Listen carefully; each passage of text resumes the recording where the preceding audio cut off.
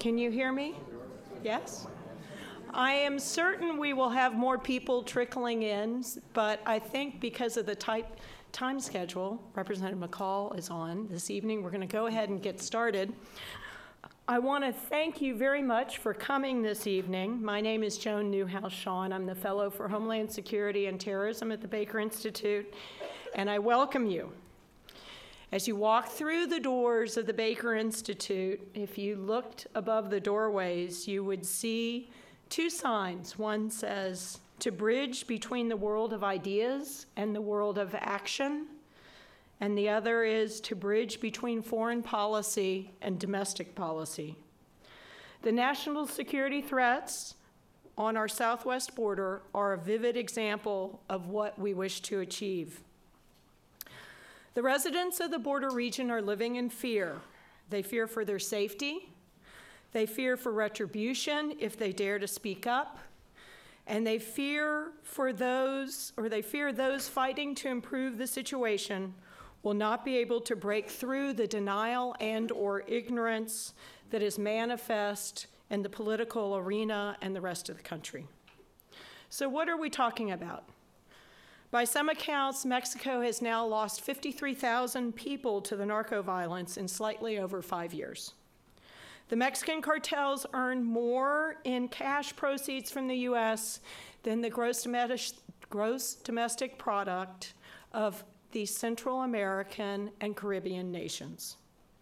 Smugglers exploit our porous borders daily. Members of organized crime, such as the Zetas, cross back and forth into the United States at will. Lawlessness is causing Mexican families to flee to the relative safety of Texas, but often they are followed by organized crime and forced to sign over their assets in Mexico or suffer the mutilation and/or killing of their family members. But the violence and the coercion and intimidation seen in Mexico is not just there, it's also manifest in Texas. The transnational organized crime groups have already threatened U.S. law enforcement, journalists, landowners, businesses, and some believe elected officials. But the threats reach far beyond Mexico and the borderlands. In just the last few days and months, we have seen a suicide bombing plot on Capitol Hill by an illegal alien from Morocco, the trial of a member of the al-Qaeda affiliate al-Shabaab who was picked up in Pearsall, Texas, after crossing from Mexico illegally, the thwarting of a plot to assassinate the Saudi ambassador in Washington, D.C. by an Iranian Corpus Christi resident, Iran's recruitment of Mexican citizens for a cyber attack on the United States, the indictment of a member of Hezbollah for trafficking cocaine with the Zetas into and through the United States, the arrest of a 14-year-old U.S. citizen for decapitating 3 individuals in Mexico where he served the cartels as a hitman, and the cloning of U.S. business and law enforcement vehicles and uniforms to aid and abet organized crime. As you can see, there's no time to waste in countering the threats on our southwest border. Representative Michael McCaul is one of the few congressmen that truly understands the magnitude and the significance of the threats we face on the southwest border. Excuse me, I'm kind of losing my breath and losing my voice. From his groundbreaking report, Line in the Sand, to his recent sponsorship of legislation to designate Mexican cartels as terrorist organizations, he has led the way. The Honorable Michael McCaul is a fourth-generation Texan, and he's currently serving his 4th term from Texas's 10th District. He is in his 8th year on the House Committee on Homeland Security and currently serves as the chairman of the Oversight Investigations and Management Subcommittee, which has oversight of all of the Department of Homeland Security operations. I could go on for several more minutes, but I was told to keep the part on him short, so I will now introduce Representative Michael McCaul.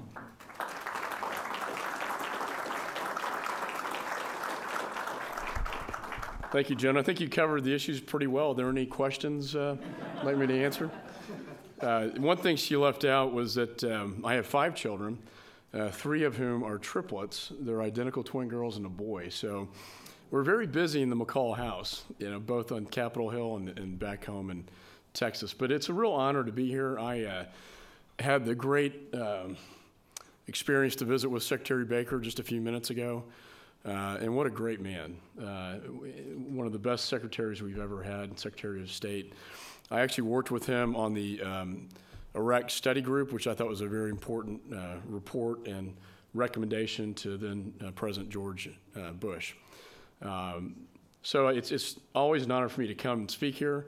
The topic is very sobering. Drug cartels, terrorists, the influence of Iran in the Western Hemisphere. And I plan to talk about those 3 kind of in that order. I've had many opportunities to travel down to Mexico. We went down to Colombia, but I've been to Mexico City several times to meet with President Calderon and with his Attorney General and with their equivalent of the CIA. And I can tell you, he's one of the most politically courageous men I think I've ever met in my life. I mean, who else would have have that kind of guts to go after these drug cartels? He has a bullseye on his back every day that he leaves his office. And quite frankly, I'm surprised he's still alive, given the nature of the violence and the level of the violence down there. And as Joan pointed out, since 2006, since President Calderon declared war, and he calls it a war, against these drug cartels, 50,000 Mexicans have been killed. And you think about that, that's more than Americans that have died in Iraq and Afghanistan combined. 50,000. Mexico has paid a very heavy price, and they have elections coming up soon, and I know this whole argument is going to play into the next election season. But what I want to do is step back and just show you, look, I get a lot of very graphic photos, very graphic videos that I couldn't possibly show to you here today of decapitations, videos of this stuff happening, people being burnt alive, people being thrown into acid baths, people being dismembered, and it's real.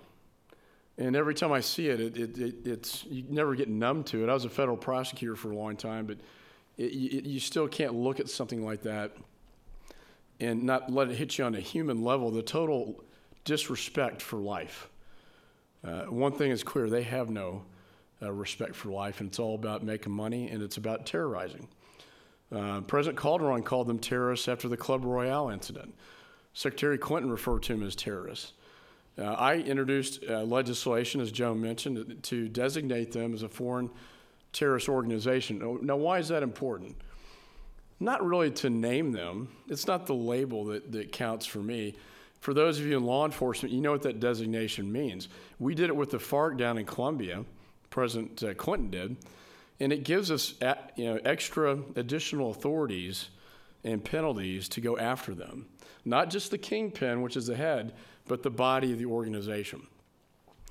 And we can stop their wire transfers. We can deport them from here. We can have providing material support as an additional 15-year enhancement penalty on top of the underlying offense. And we can go after them in Mexico as well. But I want to show you just some pictures to show you what we're dealing with. This was a school that was terrorized by, I believe it was the Zetas that came in to terrorize the school.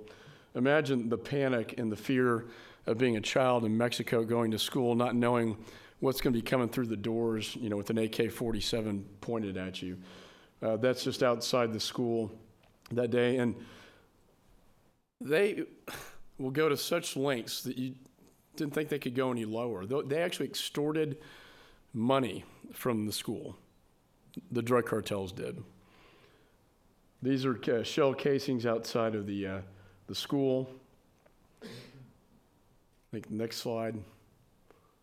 And these are cartel members gunned down. The definition of terrorism is to intimidate a civilian population or government by kidnapping and assassination. If that doesn't define the acts of the drug cartels, I don't know what does.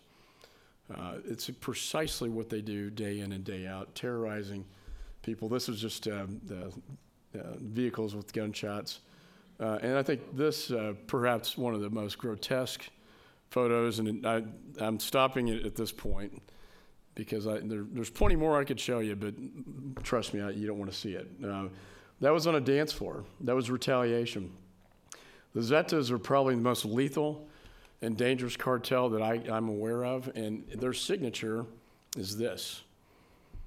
Their signature is cutting heads off. When I was in Mexico City meeting with President Calderon, they went into, right next door into Guatemala, went into a farming village and cut 30 heads off of every villager. This is what they do. But it doesn't just stop in Mexico. Part of the problem is most people don't realize they're here in the United States. They're here in Houston.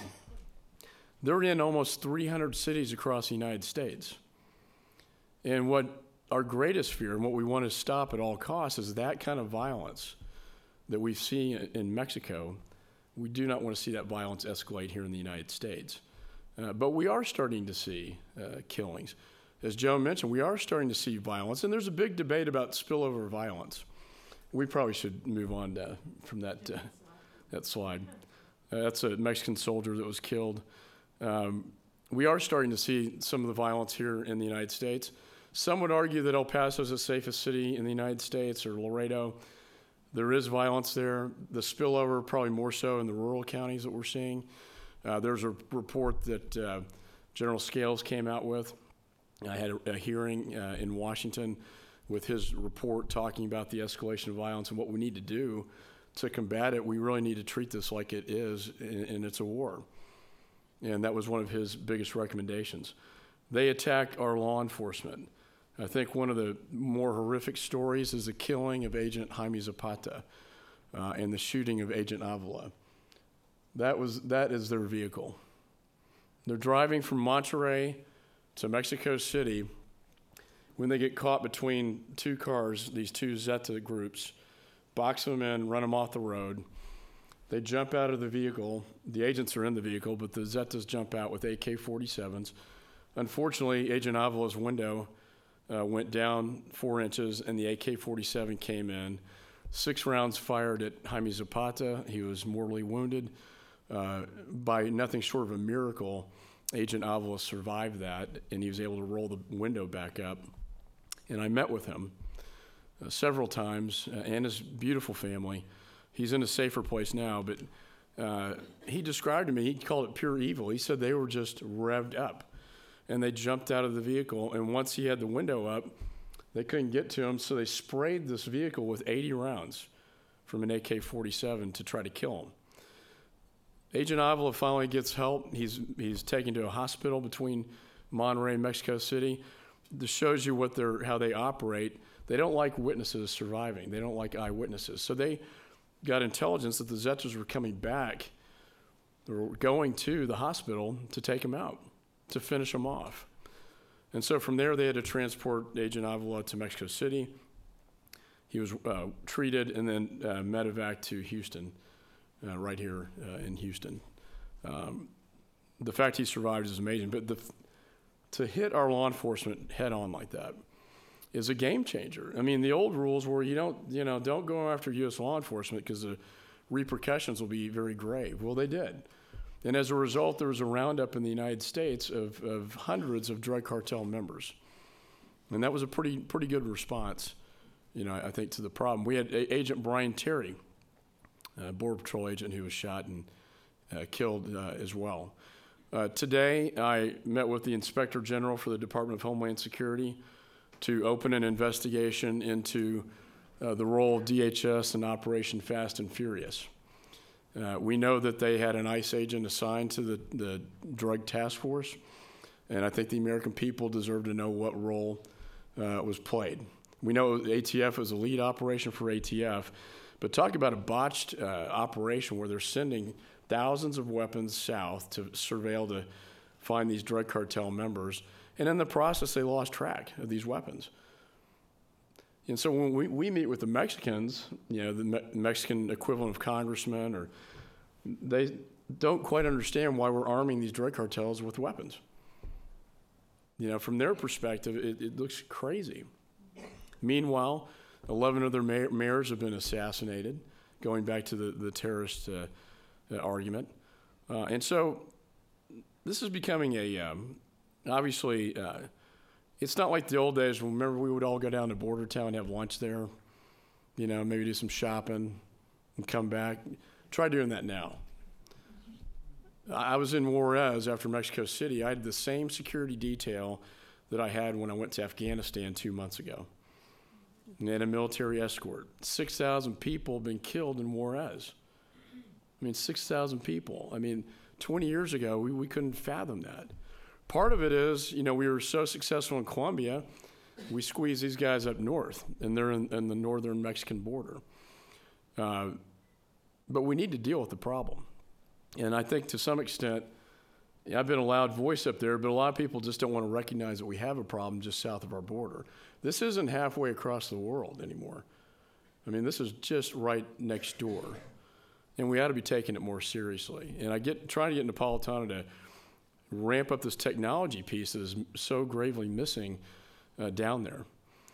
But even though it is halfway across the world, we have to acknowledge the fact that there are influences in the Western Hemisphere from the Middle East, and that there is a connection between Middle Easterners and these drug traffickers.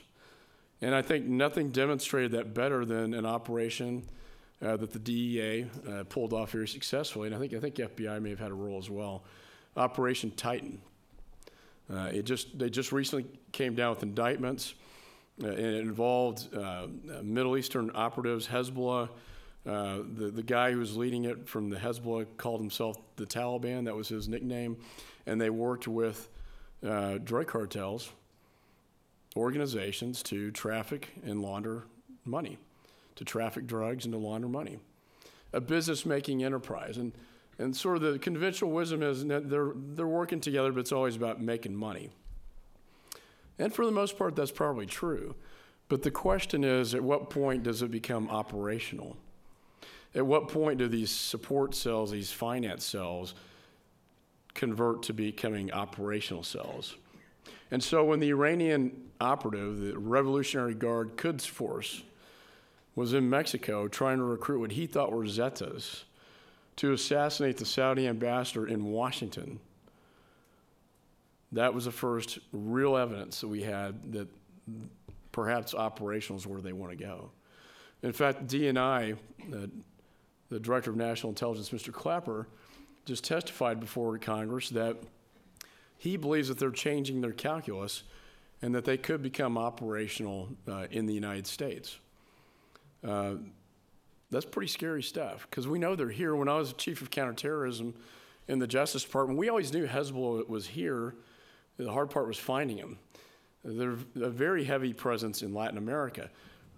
President Ahmadinejad just came over and visited Cuba, President Chavez in Venezuela, had his world tour, and talked about the spread of Islam in the Western Hemisphere.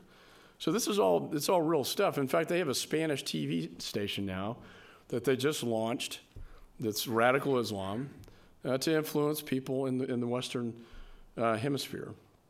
So they are taking great steps to influence the region. And so as the tensions rise in the Middle East, this is where everything's starting to come to a boiling point now. You follow what's happening with Israel and Iran. We certainly don't want Iran to become nuclear. The question is how to stop it. There was a virus called Stuxnet that was launched on the Iranian nuclear facility, and it shut down about a fifth of that facility. It literally destroyed the centrifuges. We have covert activity going on in Iran. There were 2 nuclear scientists who were killed, Iranian. But that's also, the tension is rising because of these activities occurring right now. And so then when you look at what's happening in the Middle East and you look at the influence they have here, we have to take it seriously. We have to be very careful also about what action we take against Iran. I just talked to the secretary about this very issue. I mean, on one hand, we don't want them to become nuclear. On the other hand, a strike on Iran would cause serious ramifications here. My sense is that Hezbollah cells would light up. They would become more operational in the Western Hemisphere. The sanctions, I think, are starting to really cripple them. I think that the significant covert activity and an uprising from within would be a better choice. But as the president has said, I think we need to leave all options on the table. Our military is prepared. But then we have to look at what's happening in this hemisphere and what an attack on Iran would mean for us here. And frankly, I think the appetite to go to war is not very high in this country. Certainly not when it comes to nation building or regime change. On the other hand, you got a crazy guy talking about wiping Israel off the face of the earth. These are not normal people. At least with the Soviets, you had mutually assured destruction. With the radical Islamists, that doesn't factor in all the time. This doctrine of mad, we don't know if they're willing to strap bombs onto themselves like we saw the other day at the Capitol. Maybe it's not a deterrent. Death is not a deterrent to them. I want to show you one clip, though, that has gotten almost zero attention. I don't know if Univision is here today, but they came out with a documentary. And this really, when I saw this, it really kind of blew me away. The Iranian ambassador is meeting with Venezuelan diplomats in Mexico, talking to Mexican students, and they're also dealing with some Cuban officials as well, about training them to conduct a cyber attack in the United States. And they talk about nuclear facilities, they talk about the White House. And so with that, I think it's just interesting to watch this. It's almost comical when so scary, and so serious. Interesting, I spoke last night with Admiral Inman, who was a former National Security Advisor, Deputy Director of the CIA on cyber security, to show you how, and you look at who would have the motive to carry out a cyber attack in the United States. Russia and China have great capability, and so do we. Espionage takes place every day. Every federal agency has been hacked into, including the Pentagon. Large amounts of data have been stolen. I mean, if we caught agents of a foreign power red-handed, it would be all over the papers. Yet in the virtual world, it's happening every day. Intellectual property. General Alexander, the NSA director, said that we've seen the largest transfer of wealth in history. $1 trillion of intellectual property have been stolen over the internet. And this is the piece, though, the cyber warfare piece is one that really kind of keeps you up at night, because you know that all these critical infrastructures that are tied to the internet, if you're open, your portal's open to the internet, you're vulnerable to an attack. So you talk about power grids. We had a declassified program, Aurora, where we were able to blow up power grids through the click of a mouse. So shutting down power, electricity, financial institutions causing economic chaos. This is all real stuff. Air traffic controllers, everything tied to the internet can be vulnerable. So this alliance between Russia and Iran is a little concerning as well, because if Iran gets that kind of capability that we have, I think they'd be willing to launch it and use it, against us. And not to mention the anonymous groups out there, the anarchists that like to just get in and mess things up and break windows and that sort of thing. But the cyber threat is a serious one, and Iran and North Korea are the ones who I think would have the biggest motivation to use it, against us. And you can do it in many respects anonymously. It's very hard to have attribution back to the source, to the computer, and then have intelligence to know who was behind the computer to use it. But that piece was, and these students, they wiretapped, they had video equipment on them, and they taped all this. Very, very disturbing, and that's just south of our border. So I think that gives you some idea. The top intelligence officials just came out last week saying that a cyber Pearl Harbor was very likely in the next 12 to 18 months, and so that we need to protect ourselves from that kind of attack. The military knows the power of it. The military knows it because of the capability that we have to bring things down. But that technology in the wrong hands could do grave destruction to the United States. That's why even and that can be done regardless of where the borders are. But to close, I think the border, I've been, a champion of getting it secure for years. I think that after 9/11, it has become more of a national security issue.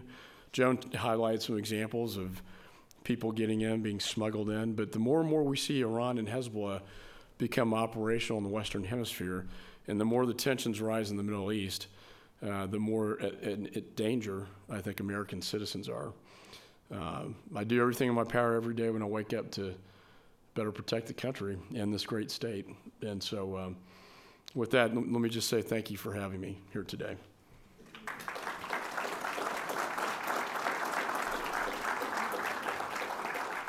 Yes, sir.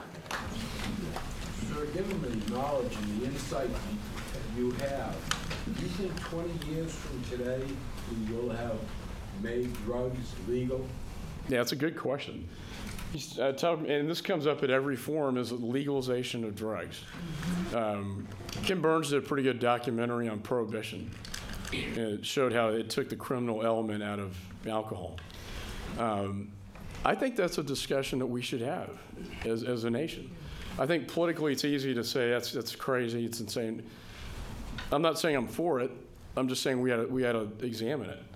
How would it work?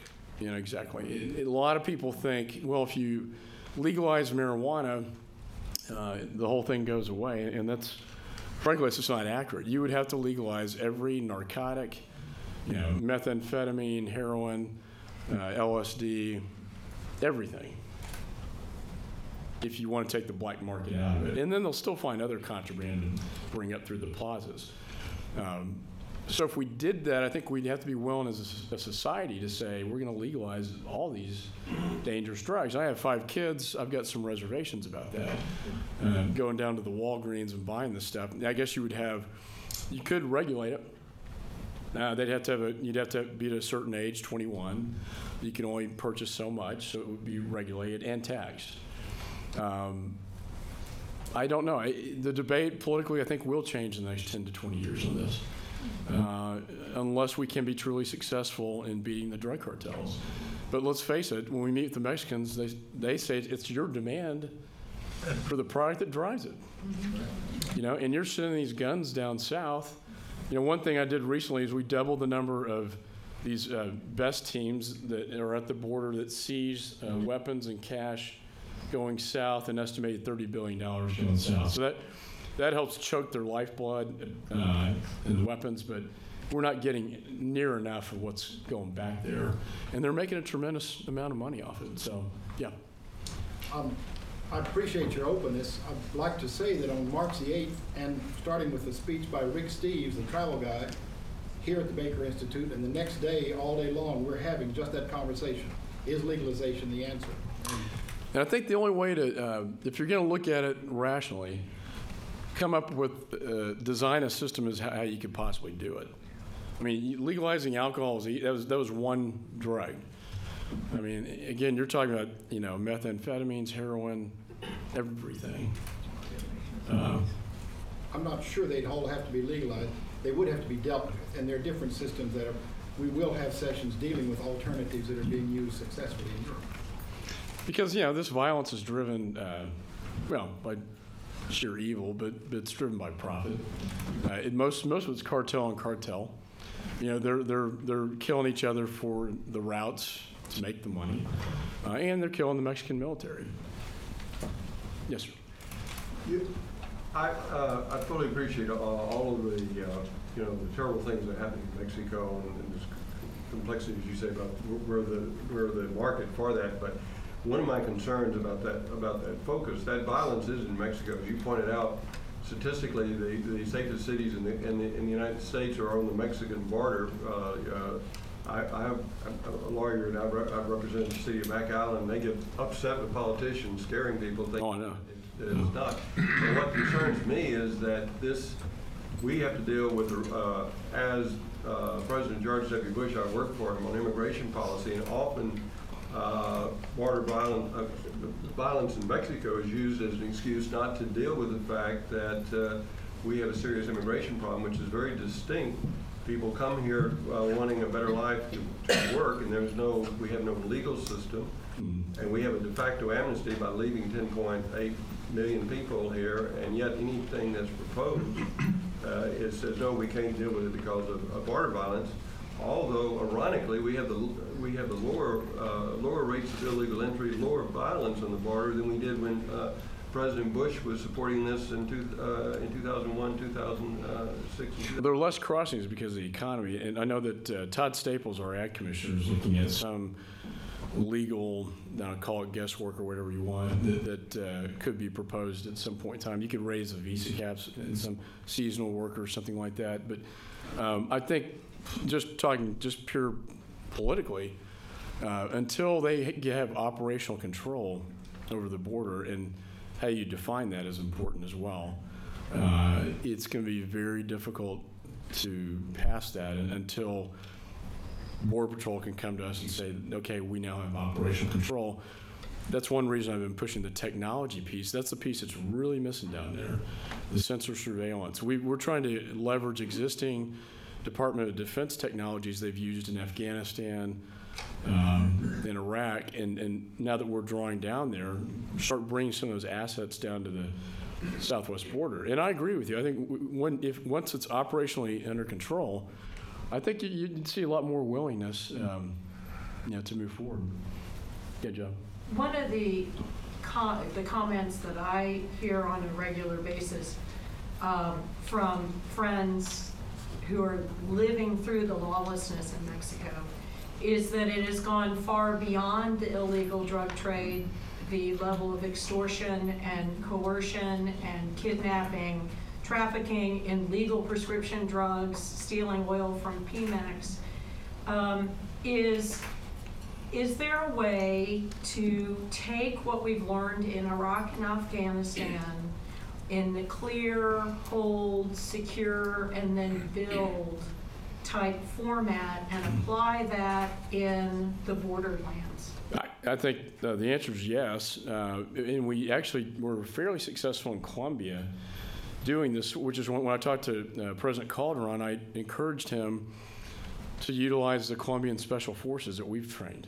I mean, they're almost as good as our guys. And when we met with the president of Colombia, he was willing to send his special forces to Mexico to work side by side with the Mexican military. Now, remember, the long-term plan is Calderon wants to rotate out the military with police because, the people understandably don't want the military running all over the country, in gunfights.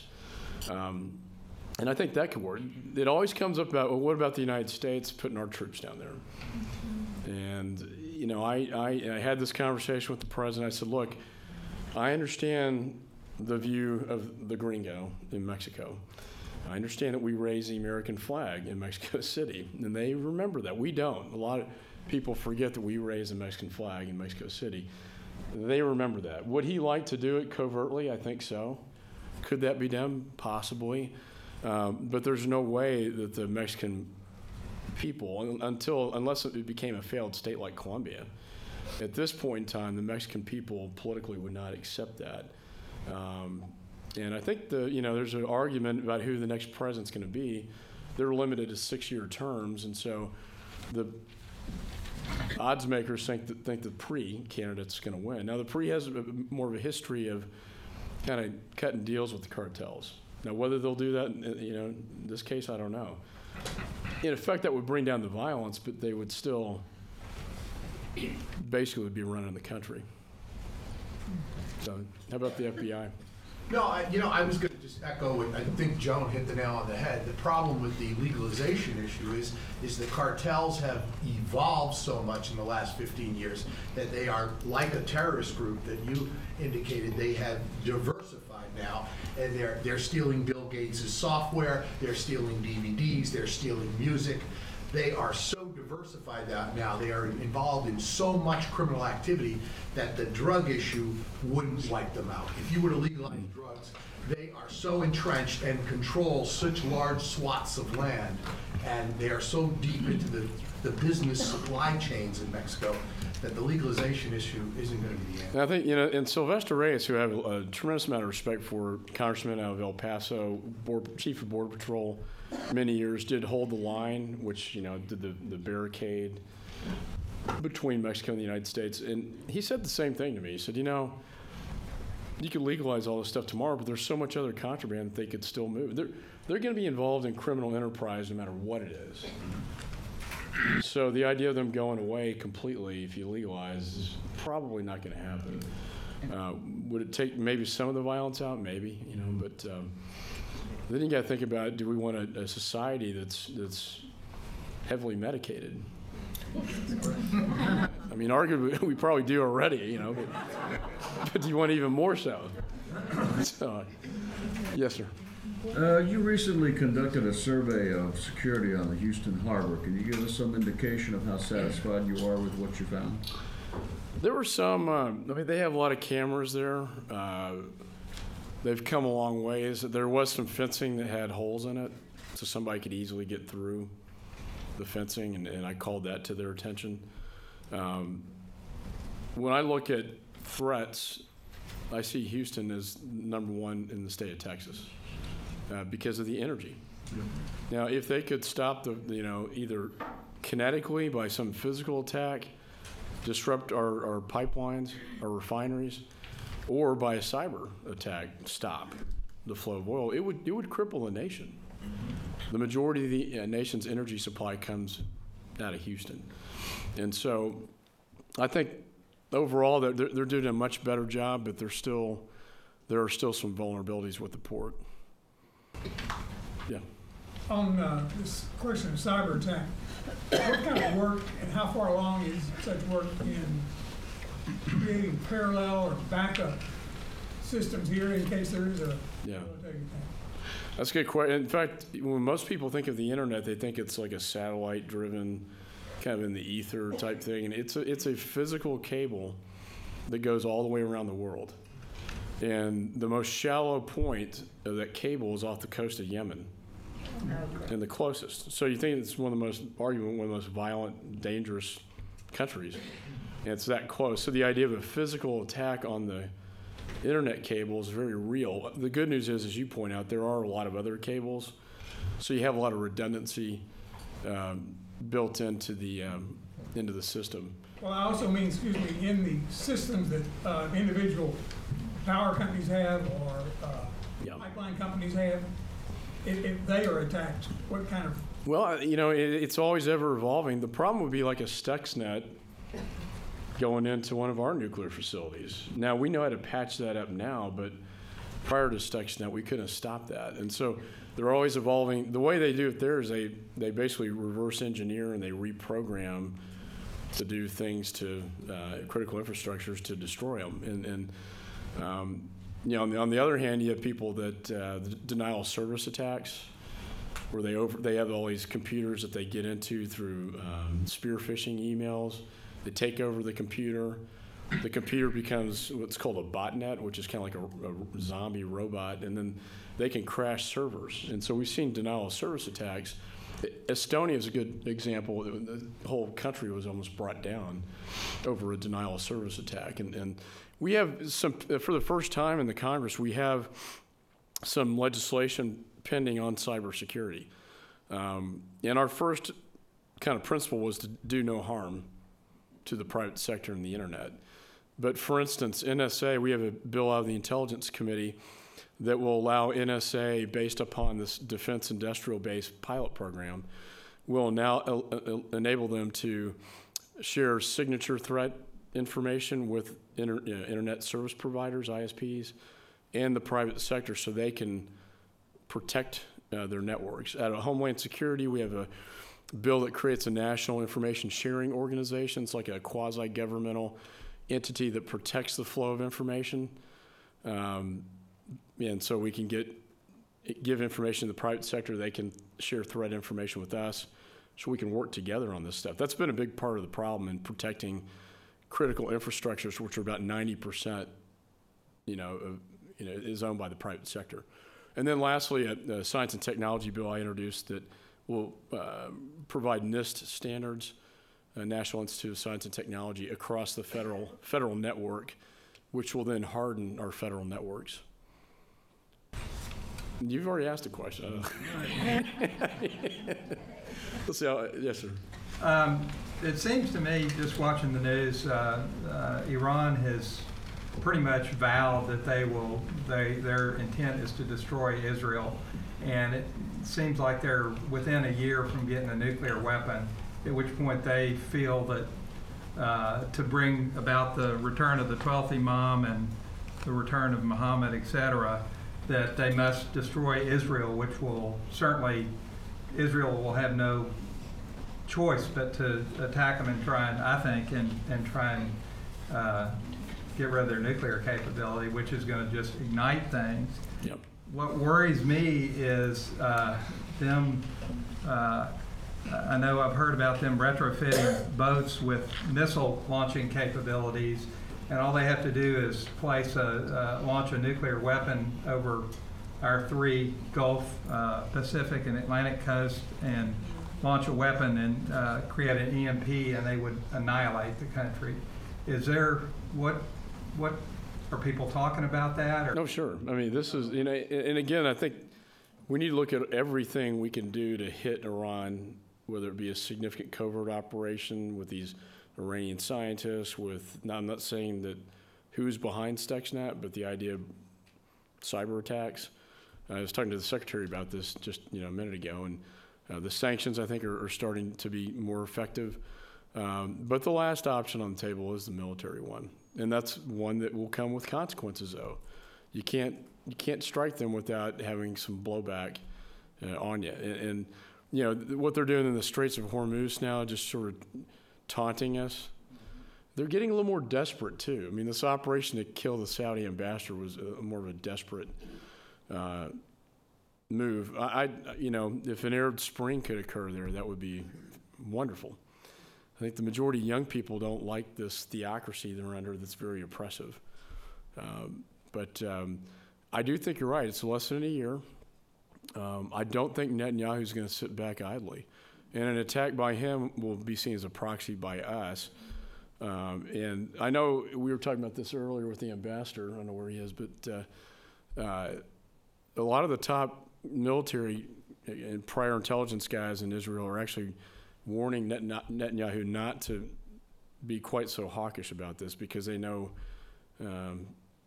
what could possibly happen as a result. I think they're annihilated if they don't do something. And they have to. And I think the president needs to make it clear to Ahmadinejad that any step towards that direction, and we've got 30,000 warheads pointing right at you. I mean, you can do it, but you can do it at your own. And they want that.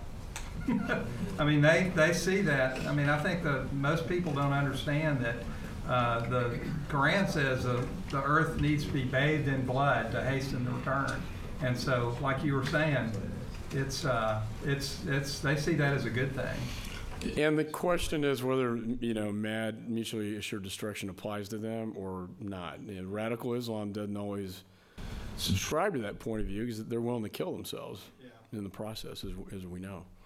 But it's a very complicated issue. Yeah. How confident are you that the Straits of Hormuz can be kept open? I feel confident. If they attempt to shut that, there will be a response by the United States. And the modern equivalent of Exocet missiles. I mean, we're prepared to do it, and the military exercises are already in place to carry that out. I hope it doesn't come to that. I personally think they're just playing a little game with us. But if they shut that and the energy supply is cut off, that would draw a response from the United States. Now, I'd still rather develop it here in the United States. I wish we could have the Keystone Pipeline signed into law. Kind of made some sense. Yeah. Yeah, we got two ladies in the back. Okay, you. Back to Mexico, you mentioned that Calderon did a pretty courageous thing when he was elected in what is arguably the first, maybe the second free and fair election in Mexico. Yeah. It strikes many of us that we've had a death wish here in America for him. We've abrogated significant portions of NAFTA. We certainly have done everything in our power to diminish tourism in the parts of Mexico that are thriving and safe. Why is that? In other words, we go halfway across the world to create democracies, but we've got one on our border that will again have free and fair elections, and we crap on them. Well, and it kind of goes to Joan's point. Are we ready to do some sort of NORTHCOM operation to better secure Mexico? I think it's kind of, on one hand, he's courageous, but it's also creating more violence and killings, and people are scared. I've got a guy that owns a newspaper in Mexico that just moved in, down the street from me. A lot of Mexican businessmen are fleeing Mexico now. And that's a real, I wouldn't say it's created by the United States necessarily.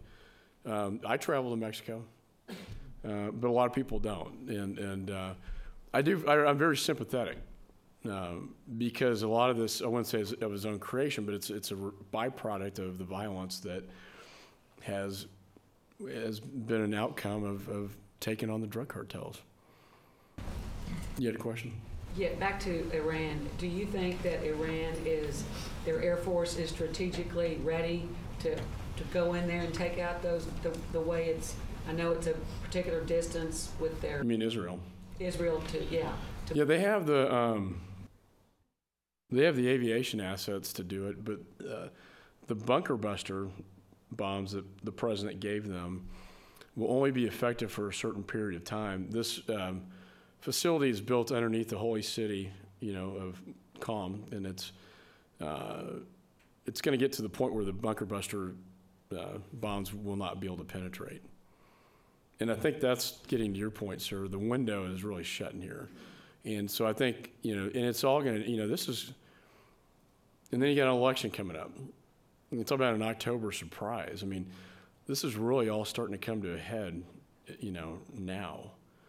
And I think for most, AIPAC has a pretty strong voice in Washington. I think the idea of a nuclear Iran is not going to go over well with a lot of members of Congress. Let's see, yes.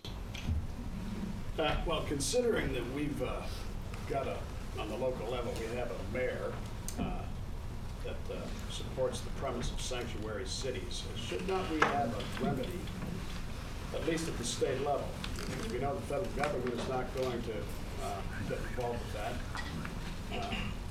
And this has been going on here. We supposedly, according to Paul Bettencourt, he's a former tax collector here, we have upwards of 400,000 illegals in Harris County alone. Now, this is security that is worst. Now, shouldn't we have a legal remedy, at least at the state level, to stop that? I think so, and I think the state could be a real partner with the federal government. For instance, there's a program called the 287G program. It allows the feds to train local law enforcement to provide a force multiplier to enforce these laws. And the secretary last week testified that she's cutting that program, eliminating that program. And that's going to, and the idea that you can't ask somebody for a driver's license, and if they're here illegally, you can't enforce the law, really hamstrings our law enforcement. And they're frustrated about it. One or two more questions. Okay, we got these two right here. I'd like to ask you two questions. Number one, what is the state of legislation? Do you think these bills have been introduced that will facilitate some of the problems we're having? Do you think they'll pass anytime soon? What's the feel of Congress about these? That's one thing. The other thing is, we look at Zetas, why would they chop off the hand of the goose that's laying the golden egg for them? Why would they allow these people in that would hurt their source of money, particularly? Are they? Right, that's good, very good questions. To answer one about the Zetas working with Hezbollah, Operation Titan, indictments came down, proved that they are working together when it comes to transnational drug transactions and money laundering. So the key question is, though, at what point is that going to be, will they convert over to being operational together? I tend to agree with you. I don't think it's in their best interest to go down that route. I did find it interesting, though, that the Iranian operative is approaching what he thinks are the Zetas to pull off this assassination plot. And so we have to be we're monitoring this situation very, very closely. Because if they're already in bed and partners on one issue, they can easily convert to the other. Have they done it yet? Well, you could argue to some extent. Clapper basically predicts that they will. That's the DNI. But I do agree with your premise. There is a disincentive because it'll blow back on them if they aid and abet terrorist operations in this country. And your first question, the legislation is, the cyber, I think, is going to be it's very bipartisan, one of the few things up there that is these days. And I think it's one of those issues that's in the national security interest of the United States. I do think you're going to see those bills getting through. I think with respect to securing the border, doubling the size of these teams that are confiscating cash and weapons going into Mexico is going to be impactful. The fence is pretty much done. It's the technology piece that needs to be finished, and we're working very creatively in a very difficult budget to get these existing sensor surveillance technologies that we've used overseas in our war down to the southwest border. Henry Cuellar and I actually were very successful in getting additional UAVs down on the border as well, which are very, very helpful in spotting activity that's going on, and they can radio the Border Patrol on the ground. And I think, last question, sir. Back on Iran. 3 weeks ago, the Iranian banking authorities stopped converting Iranian reals into dollars. 2 weeks ago, we seized Iranian financial assets in this country. How do you handicap the potential for a complete collapse of the Iranian banking system, producing further social unrest, which would in turn undermine the regime and effectively create an opportunity for a new government? That's a very good question. Really, you're talking about the impact of the sanctions. We passed very tough sanctions against Iran. Sanctions don't always work, but we do know that they're actually having a pretty damaging impact on Iran right now, which is why we're seeing them get a little more provocative, a little more brazen. They're doing more dangerous things that we wouldn't normally see them do. And I think it's because these sanctions are starting to have that impact. So, again, what do you do with Iran? I think first I would have a very significant covert activity going on there. I think what happened with the nuclear scientists is positive. I think the sanctions are having a positive impact, and I think you only look at military as a last option. But you ratchet up pressure on them, and you treat them like they treat us. So. Thank you. Thank you so much.